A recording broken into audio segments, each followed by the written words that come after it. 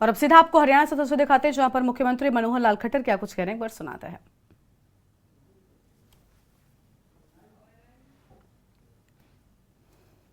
भगवान से प्रार्थना करते हैं कि शंख वादन के माध्यम से माननीय मुख्यमंत्री जी को आशीर्वाद दें और जो इनके मुख से निकले वो भगवान की वाणी हो। आप भी क्यों कसर छोड़ दो।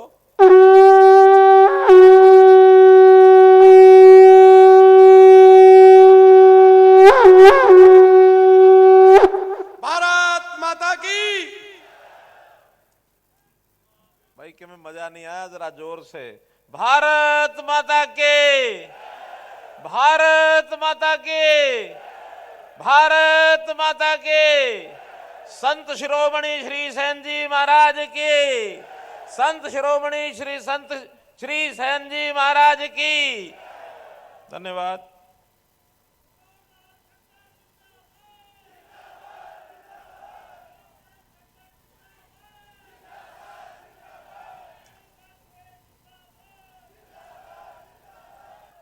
मंच पर विराजमान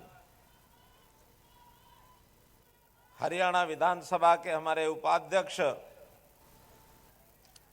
आदरणीय श्री रणवीर गंगवा जी, हरियाणा सरकार में पूर्व मंत्री रहे कैप्टन अभिमन्यु जी, जींद विधानसभा क्षेत्र के बहुत ही लोकप्रिय विधायक, हम सबके लाडले विधायक कह सकता हूं मैं, ऐसे डॉक्टर किशन मिड्डा जी,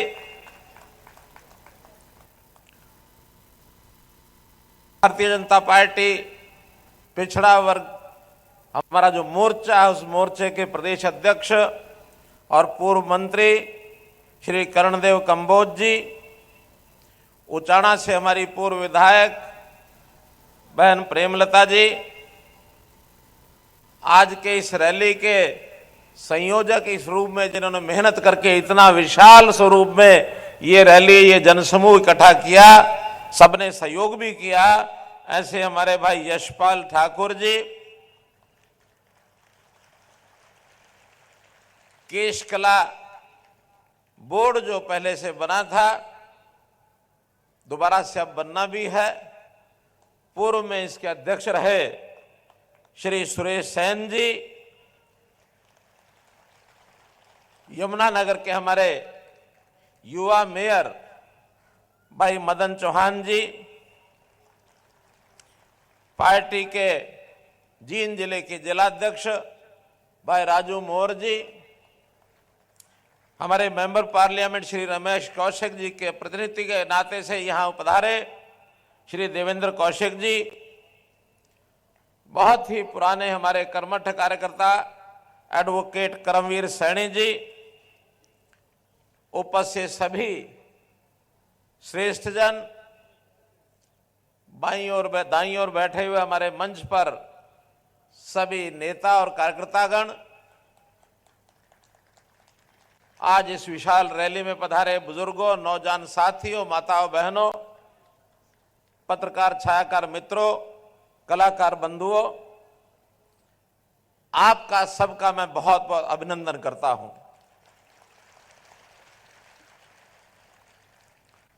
श्रद्धा से भी करता हूं, सम्मान से भी करता हूं,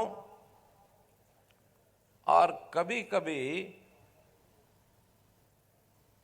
इस मौके पर भी, क्योंकि आप सब लोगों ने मुझे मुख्यमंत्री बनाया है और तो कोई कुछ नहीं कह सकता, लेकिन आप में से एक सज्जन ऐसे भी हैं हर महीने मेरे कान भी पकड़ लेते हैं,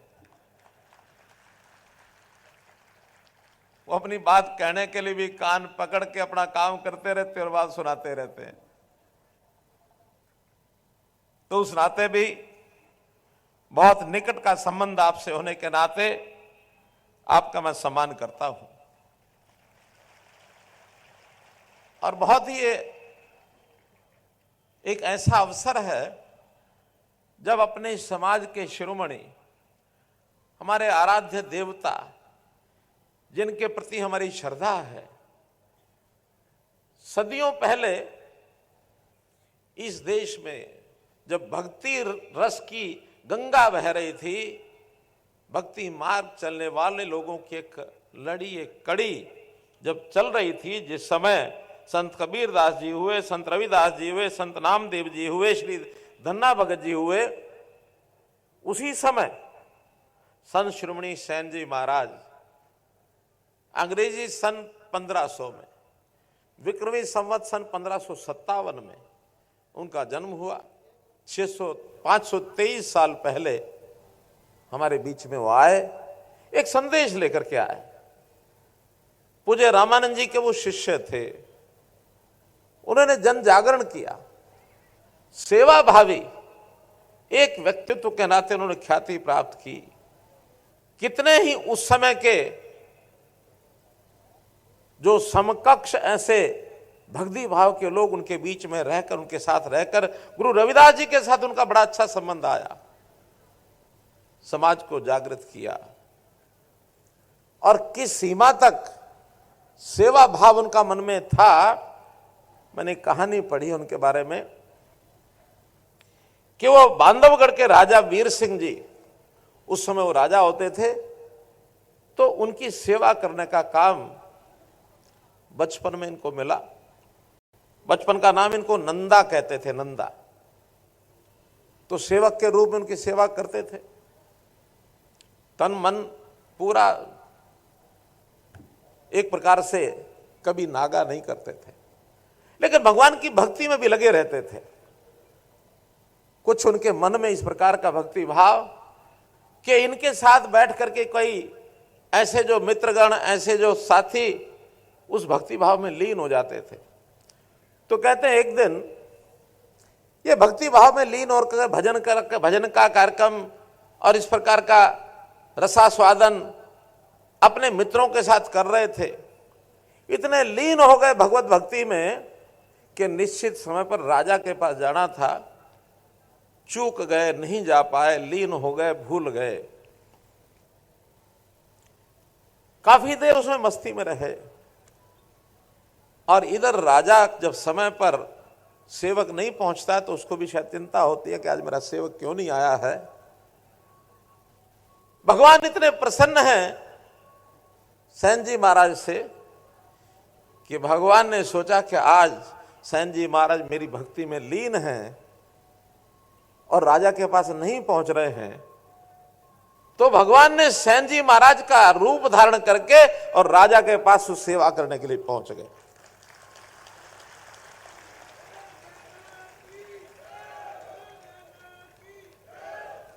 राजा की सेवा प्रतिदिन जितनी होती है उससे बढ़िया सेवा की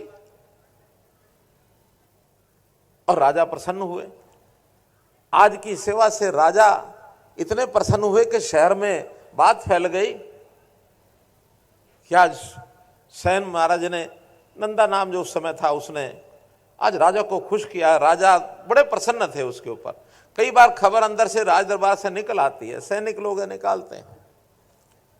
इधर सेन जी महाराज जब उस भक्ति भाव में लीन थे, अचानक उनको याद आया आज तो राजा की सेवा करने के लिए मैं पहुंच नहीं पाया, राजा नाराज हो गए होंगे। फटाफट अपने कार्यक्रम बंद किए, दौड़े राजा के घर की तरफ। सैनिक गेट के ऊपर खड़े हैं, सेन महाराज को देख करके सैनिक ने कहा जल्दी जाओ, जल्दी जाओ, राजा बड़े प्रसन्न हैं, जरूर कुछ ना कुछ इनाम भी देंगे। आज तुमने उसकी सेवा उनकी बहुत अच्छी सेवा की है, वो बड़े प्रसन्न हैं, मेरे पास संदेश आया है। इनके मन में डर है, वो कह रहे हैं कि सम्मान करेंगे। डरते हुए अंदर गए और राजा ने खड़े होकर के सेन महाराज को गले लगा लिया। और उस समय कहते हैं कि संत सेन को महाराज की, राजगुरु की, संत सेन महाराज को राजगुरु की उपाधि ये उस समय दे डाली उन्होंने कि हमारे राजगुरु रहेंगे। तो व्यक्ति का जो व्यक्तित्व निखरता है, उभरता है, मालूम नहीं कहां से उभर आए। ऐसे थे संत शिरोमणि सेन जी महाराज। उनके नाम को, उनके जीवन को, उनके विचार को, उनके भक्ति भाव को याद करने के लिए हम तो सब करते ही होंगे, लेकिन जब हमने सरकार बनाई 2014 में, तो ध्यान में क्या आया कि जितने राजनीतिक हैं वो लोग अब याद करते हैं तो अपने बाप को, दादा को, परदादा को उनको याद करते हैं, संतों को भूल गए हैं। और हमें जब मन में विचार लगा कि संत सब यानी समाज को ठीक रास्ते पर लाने के लिए संतों की जो भूमिका थी, अगर उनको आज बार बार याद कराएंगे तो समाज की दिशा ठीक हो जाएगी। हमने संत महापुरुष विचार मान सम्मान योजना ये बनाई और उसके बाद संतों की जीवनियां, उनकी शताब्दियां ये बनानी शुरू की। चाहे वो गुरु रविदास जी की हो, चाहे महर्षि वाल्मीकि जी की हो, चाहे भगत कबीर जी की हो, चाहे ऋषि कश्यप जी की हो, चाहे गुरु गोविंद सिंह जी का जयंती का दिन हो, चाहे गुरु तेग बहादुर जी का जयंती का जन्मदिन हो, बंदा सिंह बहादुर जी का हो, अभी हमने धन्ना भगत जी की भी जयंती मनाई है। तो ऐसे संतों की जयंतियां, उसी श्रेणी में जब भी हमको पता लगा कि सेन जी महाराज की जयंती ये 4 दिसंबर को है, आज 4 दिसंबर है, मैंने उसी समय अपना समय दिया, मैं जरूर आऊंगा। और मांग रखी गई, वैसे तो मांगे और भी बहुत हैं, लेकिन एक मांग 4 दिसंबर के नाते जो मुझे आपके सामने रखनी है। देखिए, हमारे जातियां बहुत हैं, समाज अपनी श्रद्धापूर्वक अपने अपने महापुरुषों को, उनके आराध्य देवताओं के जन्मदिन मनाता है। 70-71 अपनी जातियां हैं, अन्य समाजों के भी हैं, अनुसूचित जाति की अपनी जातियां हैं, बैकवर्ड क्लास ए की अपनी जात, बी की अपनी जातियां हैं, जनरल समाज के लोग हैं उनकी भी अपने अपने आराध्य देवता हैं। अगर सबको मिलाते हैं तो लगभग ये 150 महापुरुष बनते हैं। हर एक की मांग आती है कि इनके जन्मदिन की छुट्टी घोषित की जाए। तो अगर साल में 150 जातियां ये छुट्टियां दे दी तो सिस्टम चलेगा क्या, बताइए। अगर 150 छुट्टियां यही कर दें, 52 छुट्टियां हमारी रविवार शनिवार, मतलब 52 दूनी 104 रविवार शनिवार होती हैं, 250 हो गई। 20-30 कॉमन भी आ जाएंगी तो भी 200 सवा 200 हो गई। कुछ राष्ट्रीय पर्व होते हैं, 26 जनवरी है, 15 अगस्त है, 2 अक्टूबर है, तो ये सब छुट्टियां तो संभव नहीं है। तो हमने विचार किया कि हम एक और कार्यक्रम करते हैं। अभी तक छुट्टियां 2 प्रकार की हैं, गजेटेड हॉलीडेज, रेस्ट्रिक्टेड हॉलीडेज। अब हमने विचार किया कि तीसरी श्रेणी बनाएंगे और कैलेंडर में भारत सरकार, हरियाणा सरकार का जो कैलेंडर है उसमें उल्लेख करेंगे विशेष दिवस 4 दिसंबर को विशेष दिवस के नाम से कैलेंडर पर रखेंगे, ताकि हर किसी को याद तो रहे कि आज सूर्यसेन जी की जयंती है। किसी भी महापुरुष की जयंती होगी उस दिन विशेष दिवस इस नाम से हम रखेंगे।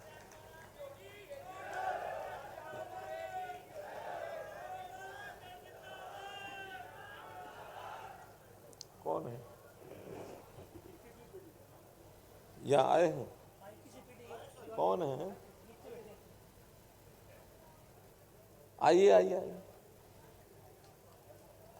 देखिए, बहुत प्रसन्नता की बात मुझे बताई गई है कि आज इस प्रोग्राम में सेन महाराज के वंशज की 21वीं पीढ़ी वो भी यहां आए हुए हैं। जल्दी आपके पास है, क्या नाम आपका? संतोष सिंह।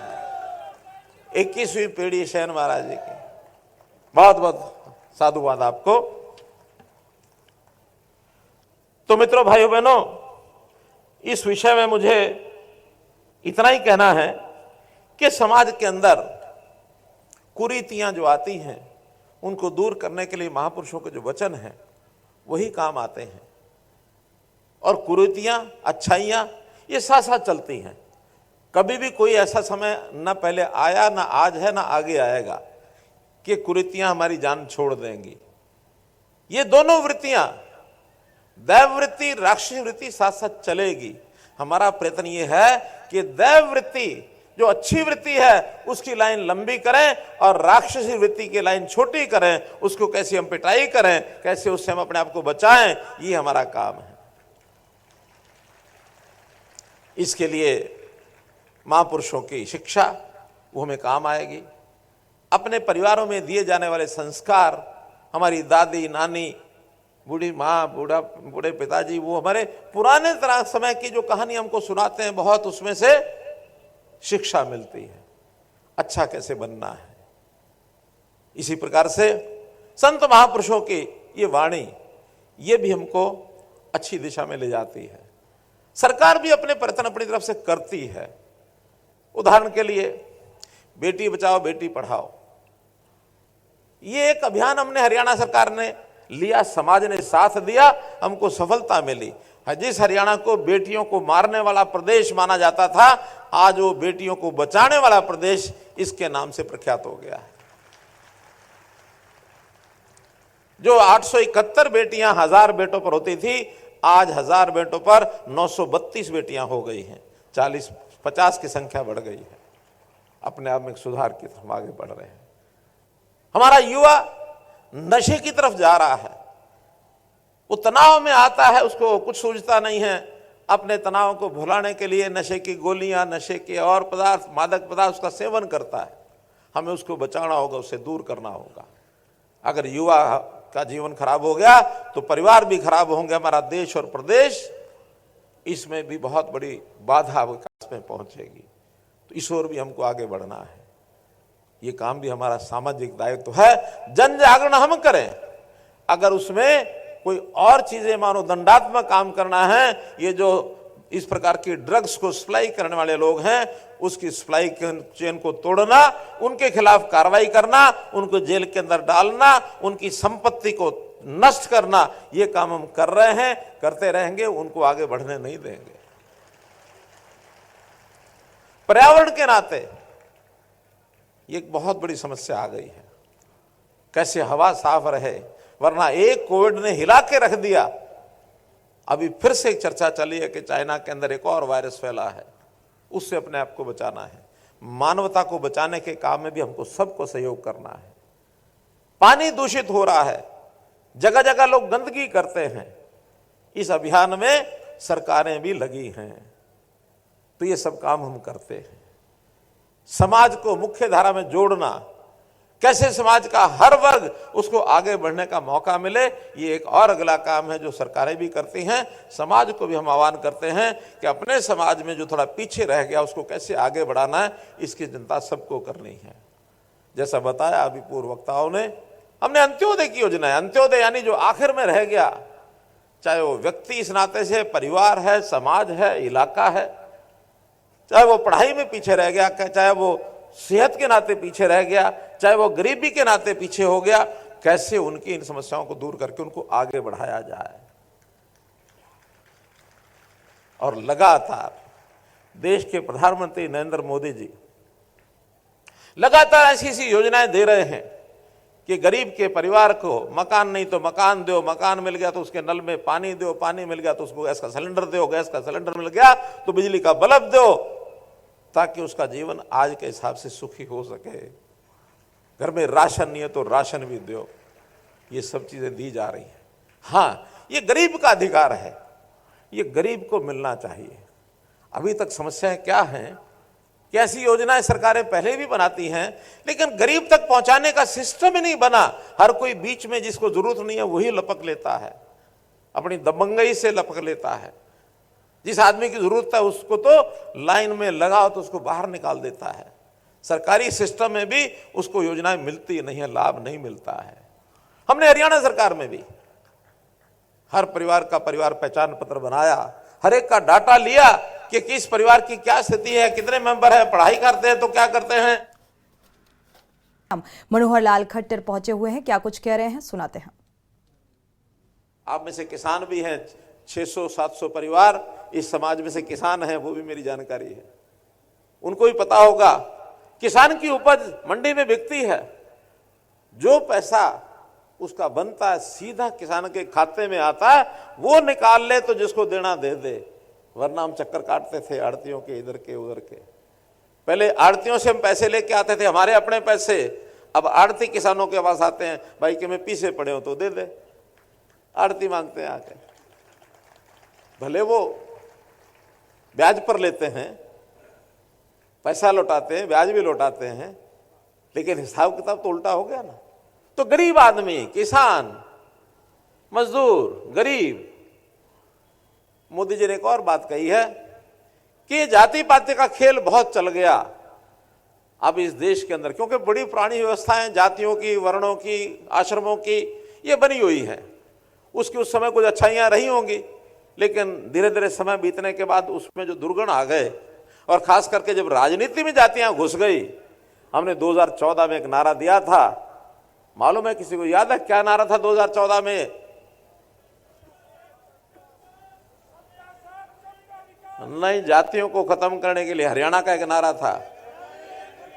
हाँ, हरियाणा एक, हरियाणवी एक, हम सब हरियाणवी हैं। ये हरियाणा के 2,80,00,000 लोग कहते हैं कि आप सेवा का भाव मन में कैसे लेके आते हो, इनकी मदद करते हो तो क्यों करते हो, मन में क्या विचार आता है? मैंने कहा देखो, विचार सेवा का लाने के लिए सबसे पहले होता है कि वो आदमी अपना है कि नहीं है, ये विचार हर कोई करता है। जैसे अभी सेवा करते हैं अपने बेटे की, बेटी की, माता की, पिता की, पत्नी की, भाइयों की, बहनों की, उनके तो काम करते ही है ना, उनकी मदद करते ही है ना, क्योंकि वो अपने रिश्तेदार हैं, इसीलिए उनकी करते हैं। मैंने कहा ठीक है, मैंने भी कल्पना की है कि मैं अपने हरियाणा के 2,80,00,000 लोगों के साथ संबंध बनाता हूं, ये मेरा परिवार है, मेरे परिवार के सदस्य हैं।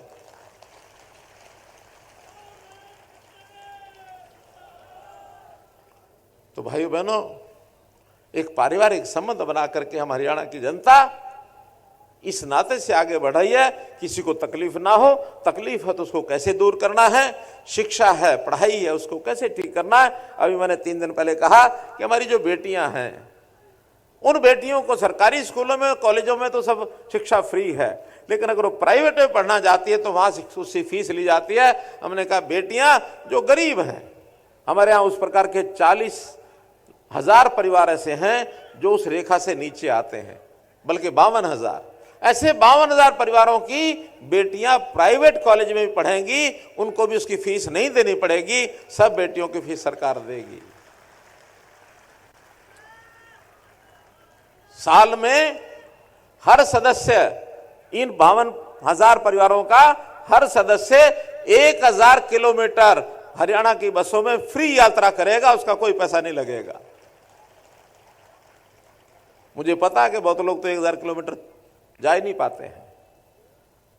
60 साल से ऊपर के सब लोग, उनकी पेंशन इस महीने तो 2750 मिलेगी, जनवरी की पेंशन 3,000 रुपया मिलेगी, ये उस दिन मैंने घोषणा कर दी है।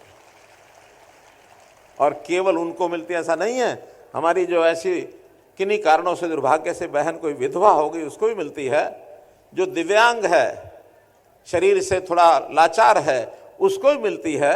हमारे सामने विषय आया कि जिन भाइयों की पत्नी की डेथ हो जाए उनकी चिंता करो। हमने कहा अगर 40 साल के अगर ऐसा कोई व्यक्ति है, उसने दोबारा शादी नहीं कराई है, उसको भी 3,000 रुपये का पेंशन जाएगी। और इससे आगे किन्हीं कारणों से किसी भाई बहन की मानो शादी नहीं होती है, ऐसा महिला हो या पुरुष हो, 45 साल की उम्र के बाद उसको भी 3,000 पेंशन देंगे हम। वो शब्द मैं लेना नहीं चाहता जो हरियाणा में लेते हैं, ठीक है ना। उनकी भी एसोसिएशन बन गई है, यहां जींद में, हिसार में एसोसिएशन बनी हुई है, हिसार में। तो मित्रों, काम के नाते तो मैं गिना सकता हूं बहुत, लेकिन चूंकि सूचना मिली है कि जब तक इस खत्म नहीं करेंगे भाषण को, तब तक वो राशन भी इंतजार कर रहा है, मिलेगा नहीं, इसलिए जल्दी मुझे खत्म करना है। तो इसमें कुछ मांगे मेरे सामने रखी गई हैं। एक बड़ी मांग, नाम जो है हमारे समाज के नाम के साथ सैन भी लिखा जाता है, नाई भी लिखा जाता है, सैन नाई इकट्ठा लिखा हुआ है। हमने एक पत्र लिख दिया है केंद्र को, उसकी परमिशन मांग ली है कि अब सैन नाम से अलग से अगर हमको अपनी पहचान करानी है तो अलग से हो जाएगी।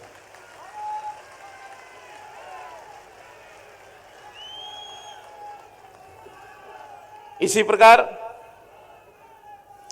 हमारे बच्चों के लिए हमारा जो परंपरागत काम है उसकी सिखलाई के लिए हमको मानो अच्छे सैलून चलाने हैं, अच्छे मेकअप का सिस्टम सीखना है, अच्छे हमारे जो ब्यूटी पार्लर होते हैं वो हमको, हमारी किसी बहन को उसको सीखना है।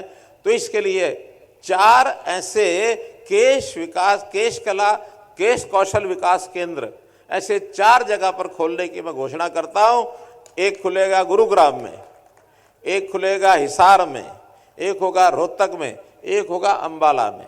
अब ये 4 कोनों में अलग अलग खुलवाए हैं। अगर इसमें सफलता मिलती है तो हमको इससे आगे बढ़ करके भी खोलने में कोई आपत्ति नहीं है, और जितने सेंटर कहेंगे, क्योंकि हमारे काम की आज डिमांड है, मांग है। अच्छे सैलून, अच्छी मेकअप के स्थान और अच्छे ब्यूटी पार्लर की दुकानें। आज तो शादियों में एक एक मानो सौंदर्य के नाते से जो मेकअप और ये जो सारा सिस्टम होता है ब्यूटी पार्लर का, हजारों हजार रुपए लोग खर्च करके आते हैं। मेरा अनुभव नहीं है, आपका सबका होगा। बहुत खर्च करते हैं लोग, तो उसके क्यों नहीं हम आय का साधन बनाए, अच्छे सिस्टम खड़े करें। आज पैसा खर्च करने वाले बहुत हैं लोग, तो इसलिए ये केंद्र बनाएंगे। विषय के किसी एक मार्ग का नाम संत शिरोमणि सूरसेन जी महाराज के नाम से रखा जाए, तो करनाल में एक सड़क है दामनवाला हॉस्पिटल सफेद रोड से राज अस्पताल रोहतक रोड तक, जिसको JD7 रोड कहते हैं। इस सड़क का नाम संत शिरोमणि श्री सेन जी महाराज के नाम से रखा जाएगा। इसी प्रकार एक चौक का नाम, हाँ जींद में बताया मैंने। अच्छा, वो क्या है कि हमारे करनाल यशपाल ठाकुर, मेरा कुछ संबंध ऐसा बना हुआ है, मुंह से करनाल लेके जाता है। ये जींद का ही है, ये जींद का ही है। ये बड़ा ही रोड है, ये बहुत बड़ा रोड है, बड़ा रोड, बहुत मेन रोड है, छोटा नहीं है ये। हाँ। ऐसे ही गोहाना रोड जींद, जो हमारी कचहरी है, कोर्ट है, कोर्ट के सामने एक जो चौक है, उस चौक का नाम और संत शिरोमणि श्री सेन जी महाराज के नाम से रखा जाएगा। और उस चौक पर अगर हम लोग चाहें तो प्रतिमा भी लगा पाएंगे।